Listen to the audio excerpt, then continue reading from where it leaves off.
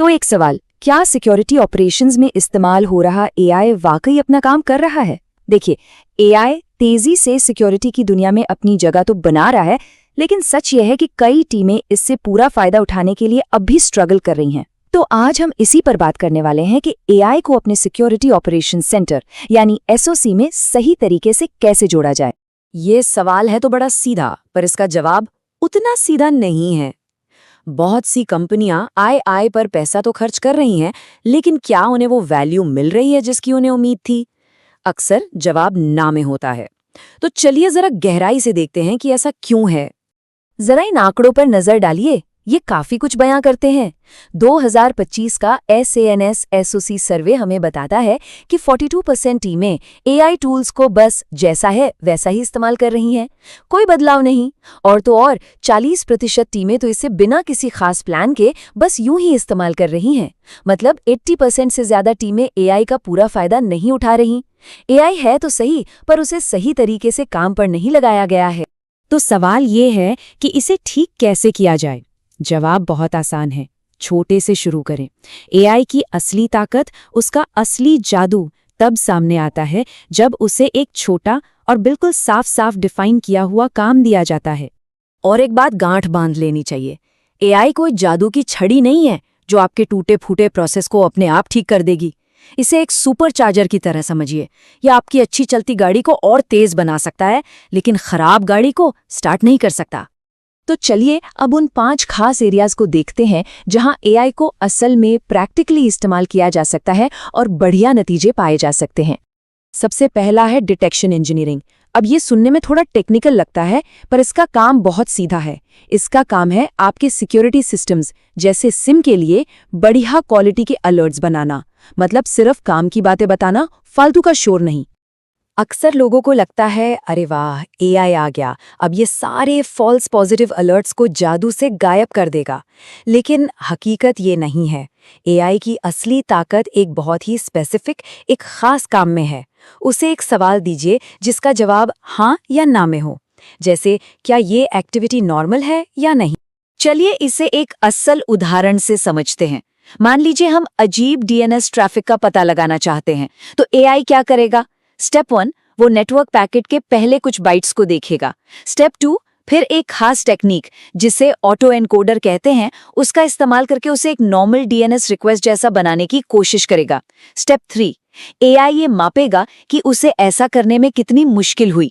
और स्टेप 4, जो आखिरी स्टेप है, अगर ये मुश्किल एक तय लेवल से ज्यादा है तो बूम, एआई एक अलर्ट भेज देगा। देखा, कितना छोटा और फोकस्ड काम है।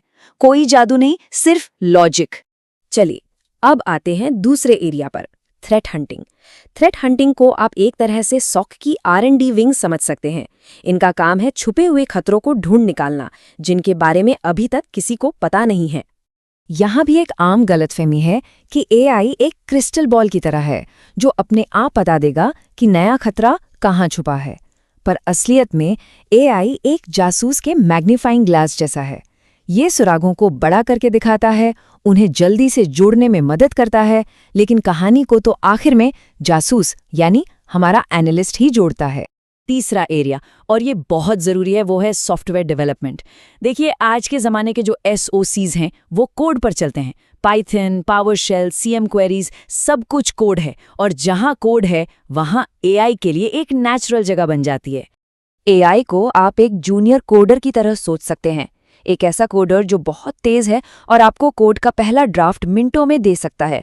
लेकिन सोचिए जरा, क्या आप किसी जूनियर कोडर के लिखे कोड को बिना चेक किए सीधे प्रोडक्शन में डाल देंगे? कभी नहीं, है ना? बस वही रूल यहाँ भी लगता है।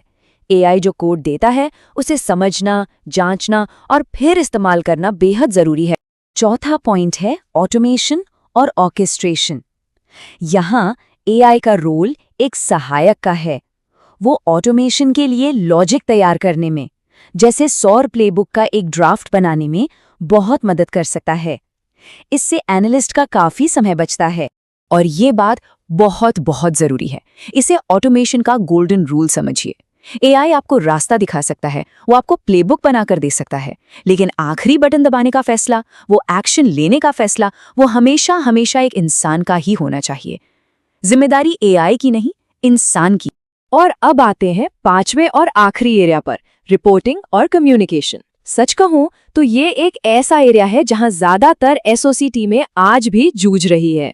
और इस बात का सबूत ये आंकड़ा है, 69%, मतलब लगभग 70% टीमें आज भी मैन्युअली रिपोर्ट बना रही हैं। जरा सोचिए कितना वक्त और मेहनत इसमें बर्बाद होती है। ये एक ऐसा काम है जिसे एआई चुटकियों में कर सकता है। तो एआई यहाँ क्या कर सकता है? ये रिपोर्टिंग के पूरे प्रोसेस को बदल सकता है। ये एक स्टैंडर्ड फॉर्मेट तैयार कर सकता है, रिपोर्ट को ज्यादा साफ और पढ़ने में आसान बना सकता है। और सबसे बड़ी बात, ये एनालिस्ट का कीमती समय बचाता है ताकि वो असल काम यानी थ्रेट एनालिसिस पर ध्यान दे सकें। इससे बढ़िया और क्या चाहिए? तो हमने ये 5 एरिया तो देख लिए, लेकिन इन सब में एक बात कॉमन है, एक सुनहरा धागा जो इन सबको जोड़ता है, और वो है ह्यूमन इन द लूप। मतलब एआई कुछ भी करे, आखिरी फैसला, आखिरी जिम्मेदारी हमेशा इंसान की ही होगी। ये एक ऐसा नियम है जिसके साथ कोई समझौता नहीं हो सकता।